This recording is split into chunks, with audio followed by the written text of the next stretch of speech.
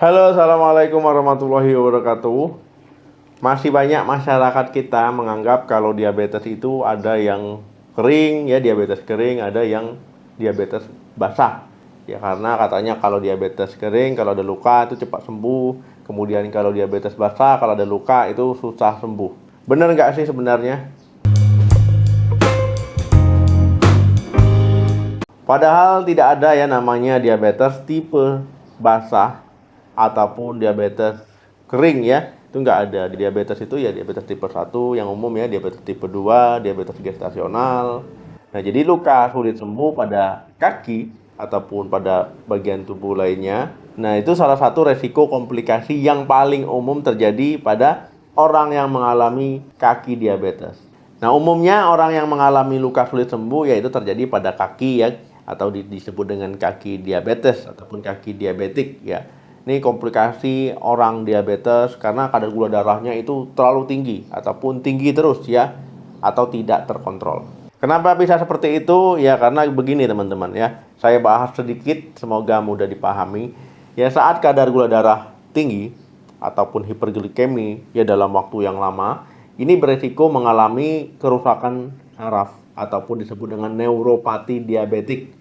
Jadi nggak heran ya kalau orang yang diabetes, yang tidak terkontrol, itu bisa ya, itu merasakan sakit ataupun sensasi kurang nyaman di kakinya itu tumpul ataupun menurun ya. Jadi ada luka dia nggak sakit, ada benturan dia nggak sakit di kakinya. Nah karena memang sarafnya itu jadi tidak sensitif, kurang sensitif ataupun tumpul terhadap nyeri.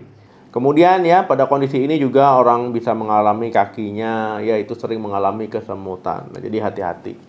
Nah kemudian ya kondisi gula darah tinggi, hiperglikemi itu bisa membuat pembuluh darah ya di kaki itu menjadi rusak.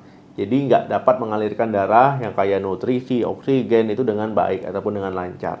Nah jadi kalau seandainya aliran darah kurang baik, ada luka pada kaki itu makanya sulit sembuh. Bahkan itu tidak bisa sembuh sama sekali.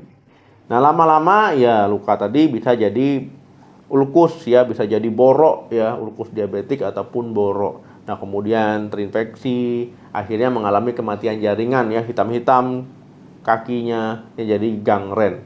Nah kalau sudah berat ya infeksi tadi ya harus ditangani dengan cara ya diamputasi ya, diputus bagian yang tidak sehatnya, diambil bagian yang sehatnya, yang sirkulasinya masih baik, yang belum mengalami infeksi.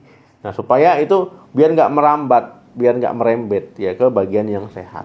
Masalah kesehatan pada kaki diabetik ya bisa infeksi jamur, bisa borok, bisa hamertu, bisa kulit kering dan pecah-pecah, bisa timbul lenting-lentingan, kapal-kapalan, ya kemudian bisa kaki cerot ya. Jadi itu adalah masalah yang sering dialami. Nah kemudian gimana caranya mencegah supaya luka pada orang diabetes pada kaki itu nggak mengalami borok ya, ataupun nggak diamputasi. Yang pertama tentu teman-teman harus periksa kondisi kesehatan kakinya ataupun periksa kakinya setiap hari. Biasakan teman-teman untuk mengecek kakinya sebelum dan sesudah olahraga ataupun mau tidur ya. Itu dicek ada luka ataupun tidak. Karena bisa saja ya tidak ada merasa sakit. Kemudian cuci kaki sampai bersih, kemudian dikeringkan perlahan saja.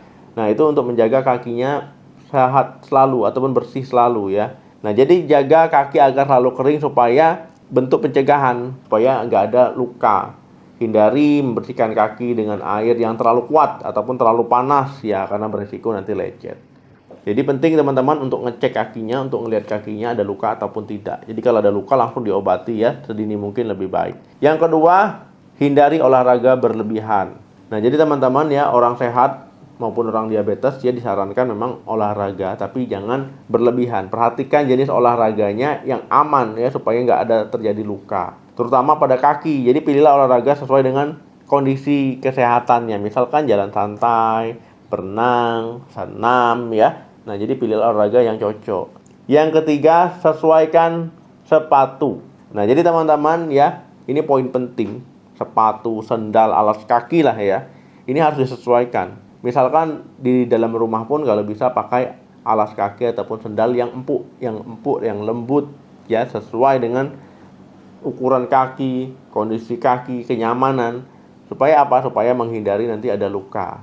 Nggak sengaja nanti kesandung ya, kesandung, terpijak benda jadi luka ya. Ini nanti resiko. Pokoknya orang diabetes kalau bisa jangan sampai ada luka. Begitu juga dengan olahraga, gunakan sepatu yang nyaman. Jangan terlalu sempit, jangan terlalu ketat ya, nanti resiko lecet. Nah, supaya kalau nggak ketat, pas ya, itu ada darah, itu lancar. Beraktivitas lancar, resiko untuk gesekan, kemudian timbul lentingan ataupun melepuh ya, itu ya menurun. Jangan sampai teman-teman nggak pakai alas kaki ya. Nah, ini malah beresiko. Misalkan teman-teman keluar rumah nyeker gitu, nanti malah kepijak sesuatu kan repot. Olahraga nyeker, nah ini kan nggak boleh ya, harus pakai alas kaki. Yang keempat, gunakan kaos kaki. Nah, teman-teman ya, tadi sudah pakai alas kaki, menggunakan kaos kaki juga. Nah, ini untuk menjaga ya, misalkan teman-teman supaya kakinya lebih kering ya, nggak basah, nggak lembab, kemudian biar resiko nggak lecet. Yang kelima, jaga gula darah.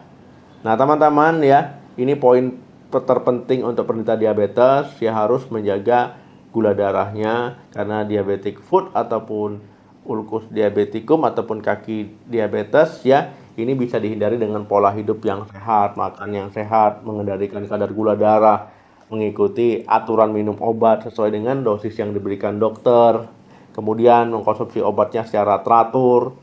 Nah, kemudian teman-teman ya, kalau seandainya teman-teman ada obat diabetes, jangan dihentikan sendiri. Jangan bolong-bolong minumnya.